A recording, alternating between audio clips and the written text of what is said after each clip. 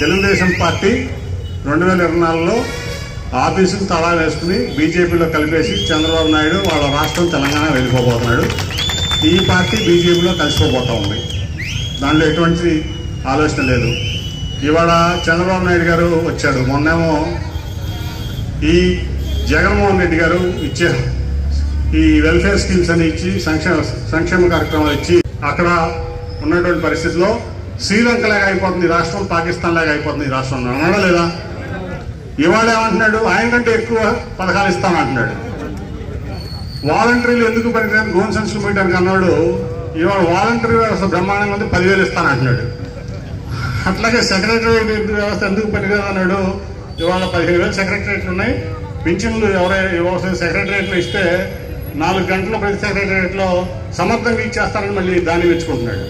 అంటే నిన్న ఒక మాట, ఇవాళ ఒక మాట, రేపు ఒక మాట. ఇవాళ ఏమంటున్నాడు? నిన్న ఏమన్నాడు? 650 హామీలు ఇచ్చాడు 2014లో.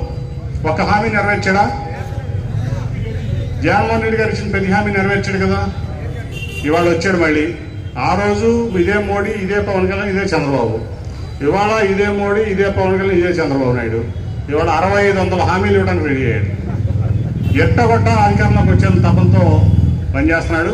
దానికి బీజేపీ వాళ్ళు కూడా ఇతను నమ్మకూడదని చెప్పి ఆ మేనిఫెస్టోలో మేము ఉండవు, మేము భాగస్వామ్యాన్ని బయటకు వచ్చారు. మీరు కూడా తెలుసు కదా మీకు. అంటే నీ కూటమిలో ఒక భాగస్వామి నిన్ను నమ్మట్లా, ఇంకా ప్రజలు నమ్ముతారు చంద్రబాబు నాయుడిని. కాబట్టి ఇవన్నీ కూడా ప్రజల్లోకి తీసుకెళ్లి భారీ మెజార్టీతో మన ఎమ్మెల్యే గారిని గెలిపించుకోవాలి. మీరందరూ ముఖ్య పెట్టాడు ఆయన. అది తెలీదు ఈ తెలుగుదేశం మీడియాకి కానీ, తెలుగుదేశం చంద్రబాబు నాయుడు కానీ, ఇక్కడ ఉన్న ఎమ్మెల్యేకి కానీ, పాత మాజీ మంత్రికి కానీ.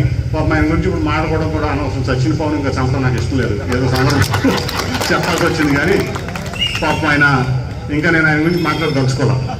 ఈ నందిగంలో మాట్లాడాను కాబట్టి ఆయన ఏం చేయలేదని మాట్లాడాను తప్ప ఆయన ఆల్రెడీ పాపం చచ్చిపోయిన పాము. ఆయన ఇంకా కొట్టి మనం ఏం చంపుతాం?